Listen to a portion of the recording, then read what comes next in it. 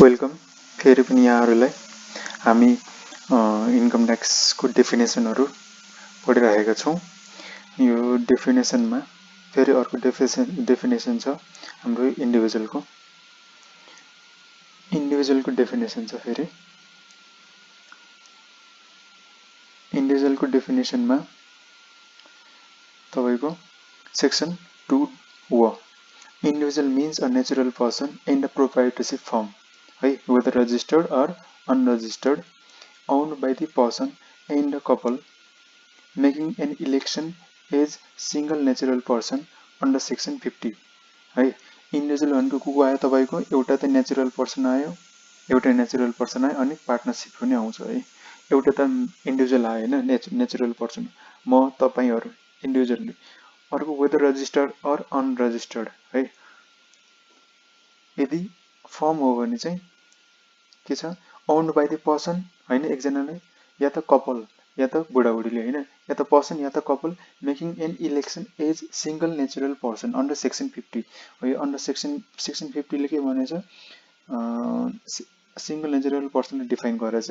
यदि कपलहरु मिलेर हैन एउटा नेचुरल पर्सन जसरी एउटा काम गर्छन् भने हैन, फर्ममा काम गर्छन् भने त्यो के भयो, इन्डिभिजुअलमा आयो। नेचुरल पर्सन आयो, अर्को चाहिँ प्रोप्राइटरशिप फर्म आयो। अर्को चाहिँ तपाईको इन्ट्रेस्ट सेक्सन 2 को ज। Interest refers to the following payments or gains, या त पेमेन्ट्स या त गेन्स है। इन्ट्रेस्ट भनेको के, नर्मली लोनमा इन्ट्रेस्ट हुन्छ है, त्यससँग अरु पनि छ ट्याक्सको केसमा चाहिँ। Payment made or incurred under a debt obligation that is not a repayment of capital हो। पेमेन्ट के हो, पेमेन्ट मेड अर इन्कर्ड हो, या त तिरिसकेको छ मेड, या त इन्कर्ड, या त तिरेको छैन तर पनि इन्कर्ड भयो अन्डर अ डेट अब्लिगेसन हुनु पर्यो डेटको लागि। That is not a repayment of capital, क्यापिटलको चाहिँ रिपेमेन्ट होइन। जस्तो एउटा इक्जाम्पल मानौँ, मैले लोन लिएँ हैन, लोन अथवा डेट लिएँ 1 करोडको हैन, यसमा 10% के छ तपाईको इन्ट्रेस्ट रेट छ। इन्ट्रेस्ट के हो तपाईको, 1 करोडको 10% कति हुन्छ, मानौँ 1 लाख, 10 लाख हैन, 1 करोड भनेपछि 1 करोड भनेको के हुन्छ तपाईको, यति हैन, लाख लाख करोड हैन, यो तपाईको 10 लाख, 10 लाख हो, 10 लाख है। यो गयो भनेपछि के भयो तपाईको 10 लाख हो। हो यो 10 लाख चाहिँ तपाईको के भयो, इन्ट्रेस्ट भयो है। यदि तपाईले 10 लाख तिर्नुभयो इन्ट्रेस्ट हैन, तर यो के हो, रिपेमेन्ट के को होइन, 1 करोडको होइन, जुन ओरिजिनल लोन थियो, जुन ओरिजिनल लोनको अमाउन्ट थियो, यदि त्यो होइन भने चाहिँ के हुन्छ तपाईको इन्ट्रेस्ट मानिन्छ। यदि तपाईले 1 करोडबाट कम गर्नुभयो भने हैन, 1 करोड कम हुनेवाला छ भने चाहिँ त्यो चाहिँ इन्ट्रेस्ट होइन।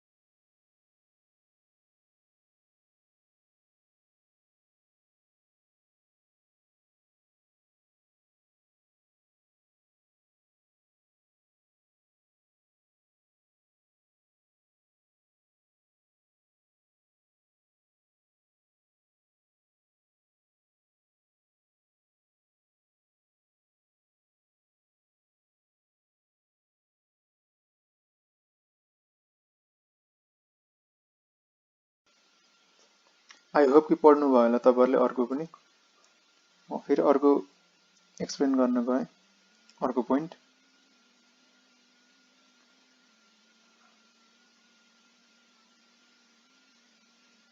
तपाईले यो डेफिनेसनहरु एकदमै राम्रोसँग बुझ्नु होला हैन। तपाईले डेफिनेसन बुझ्नु भने पुरै इन्कम ट्याक्स तपाईको कन्ट्रोलमा आउँछ। कुनै पनि ल होस् ट्याक्स होस्, त्यसको डेफिनेसनमै जानुहुन्छ नि, पुरै यसमै लगाइदिनुस् तपाईको तागतहरु सबै। अब म अर्को पोइन्ट पढ्न थाले है। Any gain realised by way of discount, premium, swap payment और सिमिलर पेमेन्ट है। पुरै पढौँ। And the portion which is treated as interest in the payment made to a person under an annuity or by a person acquiring an asset under an installment sale or the use of an asset under a finance lease। अब मैले तपाईलाई यहाँबाट सुरु गरेँ है। सुरुमा डिस्काउन्टबाट। यो discount भन्नु खोजेको के? डिस्काउन्टलाई पनि जसरी डिस्काउन्टलाई पनि हामी इन्ट्रेस्ट मान्छौँ। कति बेला मान्छौँ डिस्काउन्ट थाहा छ? जस्तो तपाईको एउटा डेट, कुनै पनि डेट है, 10% डेट मानौँ इस्यु भयो, कम्पनीले इस्यु गर्यो, 1 लाखको डेट इस्यु गर्यो है, लोन लियो है, फेस भ्यालु 1 लाख छ यसको। डिभेन्चरहरू तपाईको फेस भ्यालुमा इस्यु हुन्छ हैन। फेस भ्यालु मानौँ 1 लाखको, सरी 1 लाखको होइन, तपाईको 100 रुपैयाँ मानौँ है। 100 रुपैयाँ छ फेस भ्यालु एउटाको। कतिवटा डिभेन्चर इस्यु गर्यो? 1000 वटा डिभेन्चर इस्यु गर्यो मानौँ कम्पनीले है। तर इस्यु गर्दाखेरि केमा गर्यो? डिस्काउन्टमा गर्यो। कतिमा इस्यु गर्यो? 90 मा है। यो इस्यु प्राइस भयो है। यो चाहिँ इस्यु प्राइस भयो। यसमा के छ? 10 रुपैयाँ तपाईको डिस्काउन्ट छ हो। यो डिस्काउन्ट के हो तपाईलाई थाहा छ? यो डिस्काउन्ट इन्ट्रेस्ट हो। किन? तपाईको यसको आज 100 रुपैयाँ छ फेस भ्यालु, रिडिम गर्दाखेरि मानौँ 100 रुपैयाँमै रिडिम गर्यो कम्पनीले हैन। 100 रुपैयाँ कम्पनीले रिडिम गर्यो है, मानौँ 5 वर्षपछि। 5 वर्षपछि 100 रुपैयाँमै रिडिम गर्यो। आज कतिमा इस्यु गर्यो? 90 मा। यो के हो तपाईको? 10 रुपैयाँ छ नि जुन, यो तपाईको टाइम भ्यालु अफ मनी हो। टाइम भ्यालु अफ मनी सम्झिनुस् यसलाई है। यो चाहिँ के हो? टाइम भ्यालु अफ मनी हो। र डिस्काउन्ट, डिस्काउन्ट कति हो? 10 रुपैयाँ। त्यो चाहिँ के मान्नु पर्यो यहाँ? इन्ट्रेस्ट। अर्को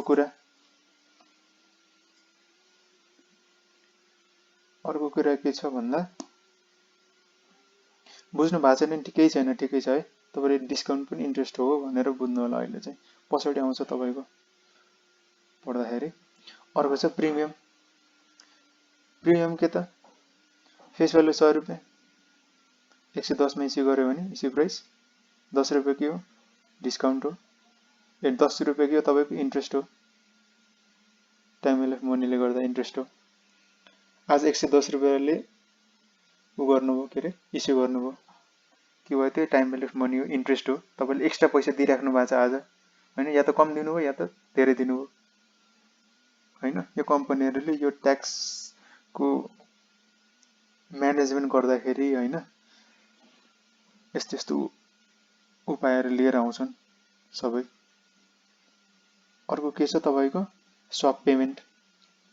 यस्तो स्वाप पेमेन्ट भनेको, स्वाप भनेको के हो थाहा छ?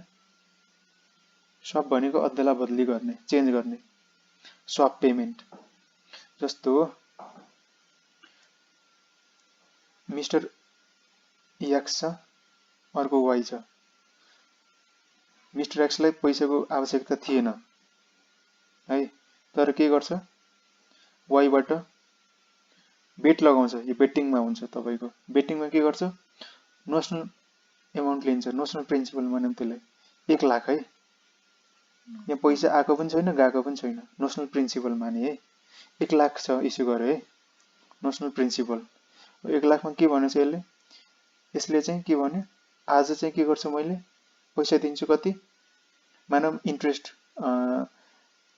1 लाखमा मैले चाहिँ कति पाउँछु? 10% पाउँछु।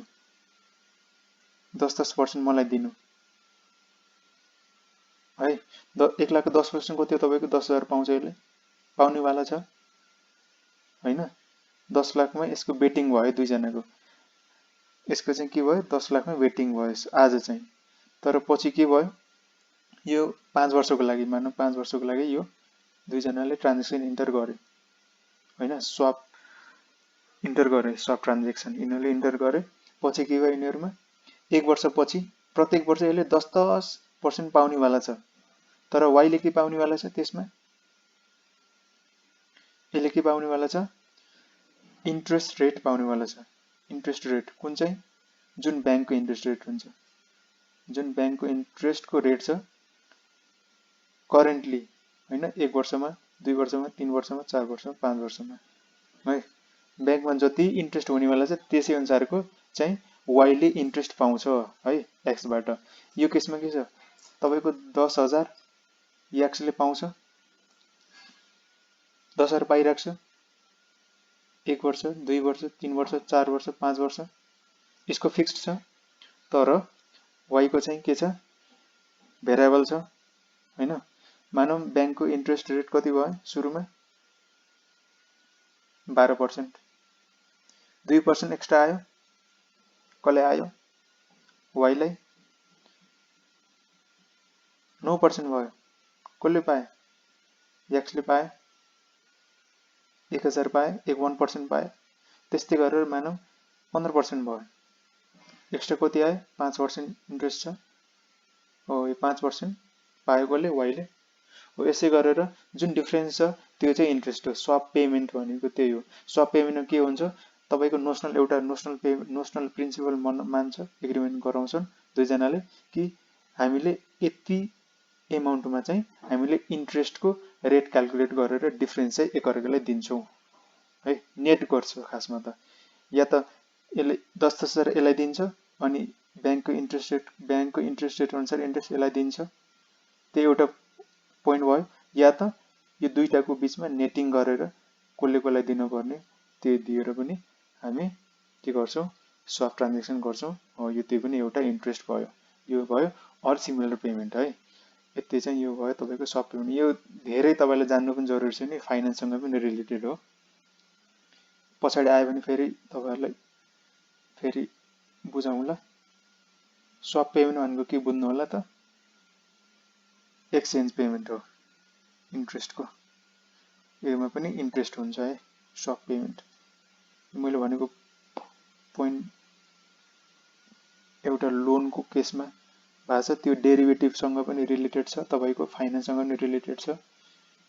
पढ्नु भएको छ भने केही छैन, पछाडी आउँछ। अर्को छ proportion which is treated as interest in the payments made to a person under an annuity or annuity payment मा। annuity payment भनेको के हो, तपाईले पीवीएफ भन्नुहुन्छ नि, जुन प्रेजेन्ट भ्यालु अफ मनी मा, टाइम भ्यालु अफ मनी मा एन्युटी प्रत्येक वर्ष दिनुहुन्छ जुन, त्यो भयो एउटा इन्ट्रेस्ट। अर्को or person by acquiring an asset under an instalment sale है, और use of an asset under a finance lease हो।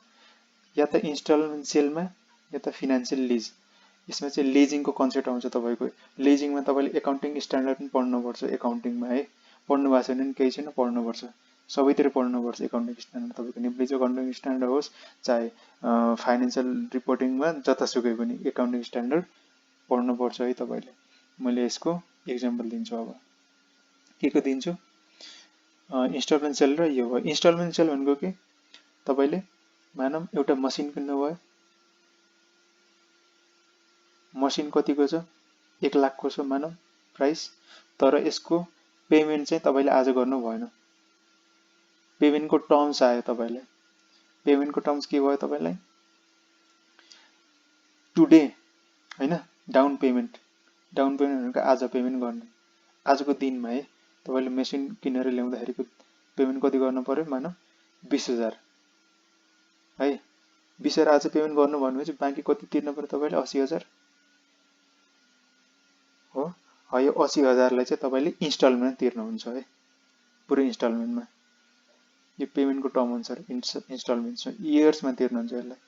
मानौं कति 4, मानौं 5 वर्षमा तिर्नु पर्यो तपाईले यो सबै 80,000 लाई तिर्नु पर्यो भने कति भयो, 80/5 कति भयो, 16,000 इच इयर।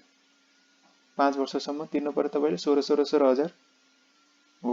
यहाँनिर चाहिँ तपाईले के गर्नुपर्छ, एउटा अप्सन छ तपाईसँग, 1 लाख टुडे इटसेल्फ पेमेन्ट गर्ने, आजको दिनमा 1 लाख आजको दिनमै हैन, Y0 मै पेमेन्ट गर्ने। तपाईको यो टाइम भ्यालु अफ मनीसँग रिलेटेड छ है। यो अर्को छ तपाईको इन्स्टलमेन्टमा 1 2 3 4 5 यहाँ तपाईले 20,000 पेमेन्ट गर्नुभयो यसमा 16 16 16 16 16 है 16,000 तपाईले अब तपाईसँग के अप्सन थियो एउटा त 1 लाख आजै पेमेन्ट गर्ने नत्र तपाईले इन्स्टलमेन्टमा पेमेन्ट गर्न सक्नुहुन्थ्यो हो इन्स्टलमेन्टमा पेमेन्ट गर्दा के हुन्छ तपाईहरुलाई सेलरले के गर्छ टर्म्स ल्याउँछ 16,000 सँगै तपाईले एक्स्ट्रा इन्ट्रेस्ट पनि दिनुपर्छ है यो इन्ट्रेस्ट 16,000 को इन्ट्रेस्ट प्लस इन्ट्रेस्ट मानम तपाईको के थियो 20,000 तिरिसकेछ बाँकी कति 80,000 मानम बैंकको रेट अनुसार इन्ट्रेस्ट लिन्छ सेलरले आजको दिनमा मानम 10% छ बैंकको इन्ट्रेस्ट रेट यस्तो छ भने के हुन्छ तपाईहरुको लोनको स्टेटमेन्ट बनाउनु पर्छ लोनको शेड्युल बनाउनु पर्छ लोनको शेड्युल कसरी बन्छ इयर प्रिन्सिपल कति इन्ट्रेस्ट कति रिपेमेन्ट कति र आउटस्ट्यान्डिङ एमाउन्ट कति मानम 1 लाख थियो सुरुमा 1 वर्षको सुरुमा जिरोमा आजको दिनमा तपाईले 1 लाख तिर्नु पर्ने थियो तिर्नु भएको कति 20,000 कति बाँकी भयो 80 1 वर्षको एन्डमा प्रिन्सिपल कति बाँकी छ तपाईको 80 छ 80 मा मानम 10% तपाईले के गर्नु पर्यो इन्ट्रेस्ट दिनु पर्यो 80 मा कति भयो 8,000 8,000 बाँकी भयो 8,000 तिर्नु पर्यो तपाईले इन्ट्रेस्ट त्यो सँगसँगै तपाईले 16,000 पनि के गर्नु भयो रिपेमेन्ट गर्नु भयो इन्ट्रेस्ट प्रिन्सिपलको भने के हुन्छ तपाईको 16 प्लस 8 यो गरेर दिनुपर्छ तपाईले बैंक के बैंक हैन सेलर त्यति पनि देबको छैन कि तपाईलाई 1 लाख को रिपेमेन्ट अप्सनमा दियोस् या त तपाईले आज पुरै तिर्नुस् 1 लाख या त 5 वर्षसम्म तिर्नुस् इन्ट्रेस्ट सँग इन्क्लुड गरेर तपाईले यो मैले भनेको बुझ्नु भएको छैन नि केही छैन तपाईले फाइनान्समा पढ्नु पर्छ यो पछाडी आयो भने म फेरि भन्दिन्छु तपाईलाई भन्नु खोजेको फाइनान्स लिजमा के हुन्छ तपाईको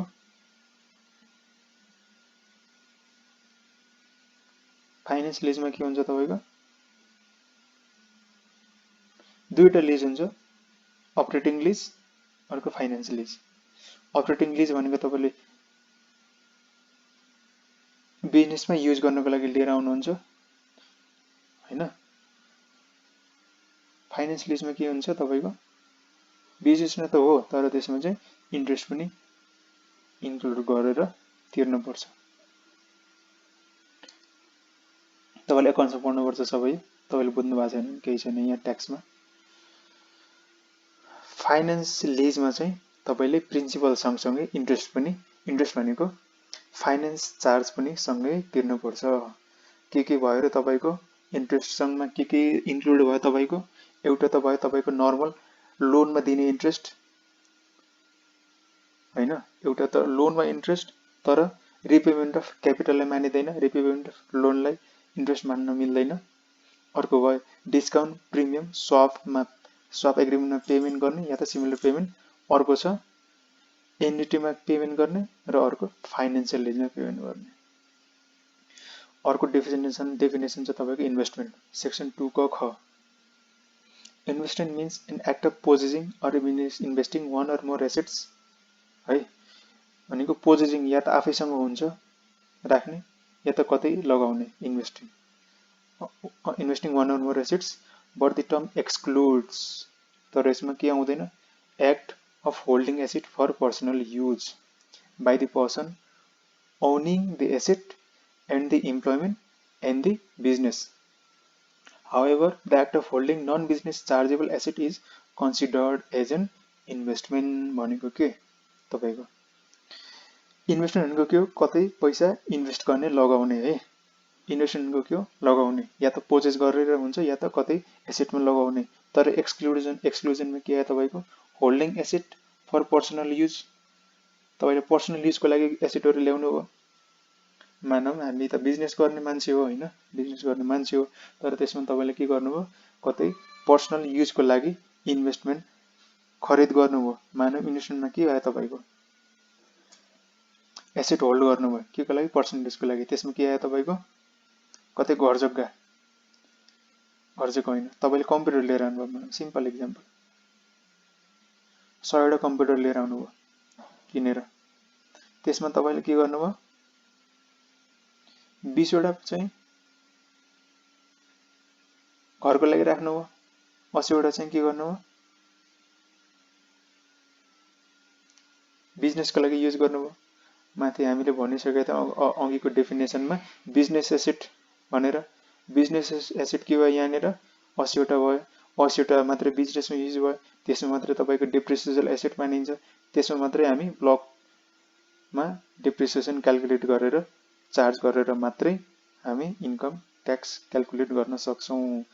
रेलेभेन्ट त्यहाँनिर छ यसको है, इन्भेस्टमेन्टको। अर्को छ by the person earning the asset and the employment and the business. या त तपाईले पर्सनल युजको लागि केको लागि अर्न गर्नुहुन्छ, या त इम्प्लोइमेन्ट गर्नुहुन्छ हैन, या त कतै इम्प्लोइ हुनुहुन्छ तपाई, या त बिजनेस गर्दै हुनुहुन्छ। तर जे गर्दै हुनुहुन्छ तपाईले, यदि तपाईले पर्सनल युजको लागि एसेटलाई होल्ड गर्नुभयो, बिजनेसको लागि युज गर्नु भएन भने चाहिँ त्यो एसेटमा आउँदैन, इन्भेस्टमेन्टमा आउँदैन। त्यो भयो एउटा डेफिनेसन इन्भेस्टमेन्टको। अनि अर्को छ तपाईको के भनेछ, act of holding non business chargeable assets is considered an investment. भनेको के, holding non business chargeable assets, यदि बिजनेसमा कुनै पनि एसेट चार्जेबल छैन हैन, बिजनेसमा युज छैन, तर त्यसलाई के गर्न सकिन्छ, तपाईको इन्भेस्टमेन्ट मान्न सकिन्छ। त्यसको एक्जाम्पल पछाडि आउँछ इन्भेस्टमेन्ट पढ्दाखेरि, क्यापिटल गेनहरु पढाउँदाखेरि। अहिले तपाई बुझ्नु भएन भने केही छैन, छोड्नु यसलाई। अर्को छ लिज। लिज भनेको तपाईलाई थाहै छ होला, भनिराख्नु पर्दैन। Temporary right of one person in respect of an asset of another person other than money. भनेको के, लिजमा ल्याए जस्तो मेसिन, मैले बिल्डिङ मेसिन लिएर आएँ, ठुल्ठुलो मेसिनहरु के गरेँ, 10 करोड पर्ने मेसिनलाई मैले लिएर आएँ, लिजिङमा लिएर आएँ है, लिजिङमा लिएर आएँ, रेन्ट एग्रिमेन्ट बनाएर लिएर आएँ। केको लागि, 5 वर्षको लागि मैले युज गर्छु बिजनेसमा। बिजनेसमा चाहिँ 5 वर्षलाई युज गर्नको लागि लिएर आएँ। अनि त्यस बाबत मैले के तिर्छु, यसलाई 1-1 लाख तिर्छु वर्षको, 5 वर्षको लागि 5 लाख तिरे हो। यो के हो, तपाईको रेन्ट हो, रेन्ट दिने भयो, अथवा के हो, यो तपाईको इन्ट्रेस्ट पनि भन्न सकिन्छ, या त तपाईको लिज एक्सपेन्स पनि भन्न सकिन्छ है। त्यो भयो एउटा। लिज भनेको राइट लिने, टेम्पररी राइट, टेम्पररी, पर्मानेन्ट होइन। पर्मानेन्ट भयो भने के भयो, तपाईको एसेट मानिन्छ। फेरि तपाईले खरिद गरेको होइन, यो केवल तपाईले युज गर्नको लागि, बिजनेसमा युज गर्नको लागि राइट लिने मात्रै हो, एसेट लिने मात्रै हो, खरिद गर्ने होइन। त्यो चाहिँ के भयो, तपाईको लिज भयो है। डेफिनेसन राम्रोसँग बुझ्दै जानु होला। अर्को छ तपाईको अदर देन मनी। कसैसँग पैसा लियो भने त्यो के भएन, लिज भएन, त्यो चाहिँ एसेट लियो भने मात्रै इन रेस्पेक्ट अफ एसेट हैन। अर्को छ तपाईको includes licence, option, rent agreement or tenancy है। लाइसेन्स, लाइसेन्स भनेको त्यही भयो, कुनै पनि मेसिनरी सामानहरु हैन, त्यसको लाइसेन्स लिएर तपाईले टेम्पररी युजको लागि युज गर्नुभयो भने त्यो एसेट, त्यो लिज भयो। अर्को रेन्ट एग्रिमेन्ट भनेको के, घर भाडा लिनुभयो, बिल्डिङ लिनुभयो। जस्तो यो डिएलएफ, जस्तो इन्डियामा डिएलएफ छ, यहाँ चाहिँ के हुन्छ, यो हाउसिङ सोसाइटीहरु, हाउसिङ रेन्ट, हाउसिङ यो बिल्डरहरुले के गर्छन्, तपाईको एउटा ठुल्ठुलो बिल्डिङ बनाए, अनि त्यसबाट के गर्छन्, तपाईको फ्ल्याट सिस्टम हुन्छ हो। यो फ्ल्याट सिस्टममा के हुन्छ, तपाईको केही वर्षको लागि तपाईले लिजमा लिनुहुन्छ हो, त्यो पनि लिजिङमा आयो। लिजिङ भनेको तपाईले रेन्ट सम्झिनुस्, नर्मल सिम्पल। अर्को छ long term contract. Long term contract भनेको के? Contract means such contract term which exceeds 12 months, जसको कन्ट्र्याक्टको टर्म्समा 12 महिनाभन्दा बढी छ है। एक्सिड्स है, एक्ज्याक्ट 12 होइन, 12 महिनाभन्दा बढी, कम्तीमा 12 महिना होइन, मोर देन 12 मन्थ्स छ भने मात्रै तपाईँको लङ टर्म कन्ट्र्याक्ट हुन्छ। अर्को छ तपाईँको नेचुरल रिसोर्स पेमेन्ट। यो भनेको के? Natural resource payment means amount of any of the following payments amount received for the right to take water, mineral or other living or non-living resource from the land, or amount is calculated in whole or part by reference to the quantity or value of water, minerals or living or non-living resource taken from the land.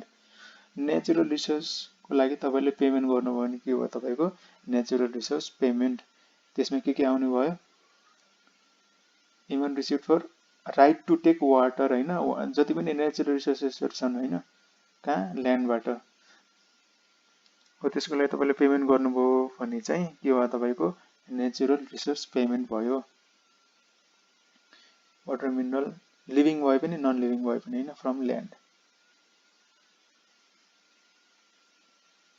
अर्को छ तपाईको non business chargeable asset. Non business chargeable asset includes land, buildings and interest in any entity or securities. However, it excludes है के पूरा पढौँ एकचोटि। Business asset, depreciable assets, trading asset, stock, private building, individual that has been owned continuously for at least 10 years and resided for a total period of at least 10 years either continuously or intermittently, interest in a retirement fund beneficiary, land, house and land or private building of an individual that is disposed in less than 3,30,00,000 lakhs rupees. Private building refers to building the land occupied or one row land whichever is lower, or asset of an individual that is disposed of by of any type of transfer other than sales and purchase made within 3 generations. Non business chargeable assets भनेको के रहेछ तपाईको? Land, ल्यान्डमा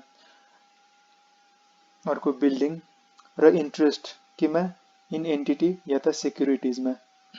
कुनै पनि एन्टिटीमा तपाईले investment गर्नु भएको छ भने त्यो चाहिँ नन बिजनेस चार्जेबल एसेटमा आयो है। तर यसले एक्सक्लुड गर्छ। के एक्सक्लुड गर्यो? Business asset. बिजनेस एसेट चाहिँ तपाईको नन बिजनेस हुनै सक्दैन। डेप्रिसिएबल एसेट्स जसमा डेप्रिसिएसन क्याल्कुलेट तपाईले क्लेम गर्नुहुन्छ त्यो पनि नन बिजनेस हुने कुरा भएन। अर्को trading asset, trading stock. Trading stock चाहिँ के हो?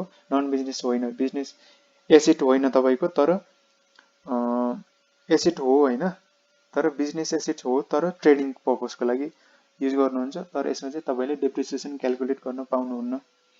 अर्को प्राइवेट बिल्डिङ भयो हैन, private building of an individual को that has been owned continuously for at least 10 years भनेको at least 10 वर्षसम्म इन्डिभिजुअलले ओन गरिरहेछ भने कुनै पनि private building and resided for total period at least 10 years either continuously or intermittently 10 वर्षसम्म बसिरहेछ हैन, बिचमा छोडेर भए पनि केही छैन, तर टोटल पिरियड चाहिँ के हुनु पर्यो? एटलिस्ट 10 वर्षसम्म बस्नु पर्यो र त्यसैले ओन गर्नु पर्यो। त्यो पनि तपाईको एक्सक्लुड भयो यसबाट।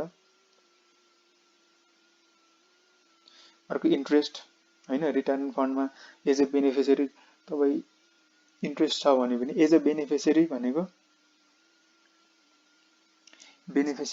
के भन्नु, कसरी सम्झाउँ तपाईलाई?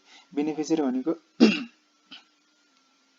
तपाईको जस्तो एकाउन्ट खोल्दाखेरि पनि दुईटा हुन्छ, एउटा मेन एकाउन्ट होल्डर हुन्छ, अर्को बेनिफिसियरी। यसको युज के त? सुरुमा मानौं कुनै पैसा पेमेन्ट गर्नुपर्ने भयो एकाउन्ट क्लोज गर्दाखेरि हैन, हो त्यति बेला के हुन्छ? सुरुमा त मेन एकाउन्ट होल्डरलाई बैंकले सर्च गर्छ। यदि बैंक होल्डर आएन भने त्यसपछि कसको समाउन जान्छ? हात समाउन जान्छ, काण्डी समाउन जान्छ? बेनिफिसियरीको। यो चाहिँ लसको केसमा। यदि इन्कम भयो बैंक बन्द गर्नु पर्यो, अकाउन्ट क्लोज गर्नु पर्यो, तर यसको अकाउन्टमा 1 लाख रुपियाँ अझै बाँकी छ भने के हुन्छ, सुरुमा अकाउन्ट होल्डरले खोज्छ, पाएन भने चाहिँ बेनिफिसियरीको एकाउन्टमा क्रेडिट गरिदिन्छ ब्याङ्कले। त्यो भयो है। अर्को छ तपाईँको beneficiary land, business, house, land, private building, individual that is dispose of in less than 3 million होइन। आफै यो पढ्नुलाई यो चाहिँ 3 मिलियन 30 लाखसम्म उ गर्यो। प्राइभेट बिल्डिङ चाहिँ अथवा प्राइभेट बिल्डिङ भनेको के हो तपाईँको, बिल्डिङ ल्यान्ड बिल्डिङ हो अथवा अरू 1 रोपनी ल्यान्ड, या त ल्यान्ड बिल्डिङ हो या त 1 रोपनी building, which ever is lower भनेको जुन चाहिँ कम हुन्छ। यो प्राइभेट बिल्डिङको भने चाहिँ प्राइभेट बिल्डिङ भनेको के त, यो प्राइभेट बिल्डिङको पनि डेफिनेसन आयो फेरि पनि तपाईँको यहाँ पछि आयो भने फेरि रेफर गर्नुपर्छ यसलाई है। अर्को छ तपाईँको asset of an individual that is dispose of by any type of transfer other than sales and purchase made within 3 generations भनेको 3वटा जेनेरेसनसम्म तपाईँको एसेट छ, डिस्पोज गर्नुभयो बाई अफ ट्रान्सफर, कसरी ट्रान्सफर गर्नुभयो, other than sales and purchase, तपाईँले sale पर्चेजको ट्रान्जेक्सन नगरेर होइन, सेल र पर्चेजको ट्रान्जेक्सन नगरिकन कसैलाई एसेट डिस्पोज अफ गर्नुभयो भनेको कसरी डिस्पोज गर्न सकिन्छ, ट्रान्सफर गरेर, जसरी माथि भनेको थियो हामीले लिजिङमा दिने, त्यो पनि के हो तपाईँको एसेट हो, त्यो चाहिँ एक्सक्लुड भयो है। के भयो तपाईँको non business chargeable asset, land, building, interest केमा, एन्टिटिजमा, तर एक्सक्लुड भयो के business asset, depreciable assets, trading stock, private बिल्डिङहरू होइन। अनि तपाईँको इन्ट्रेस्ट बेनिफिसियरीको रूपमा छ भने प्राइभेट बिल्डिङ र एसेट जुन चाहिँ डिस्पोज अफ गर्नुभएको थियो other than sales and purchase within 3 generations, यो चाहिँ तपाईँको नन बिजनेस चार्जेबल एसेट भयो।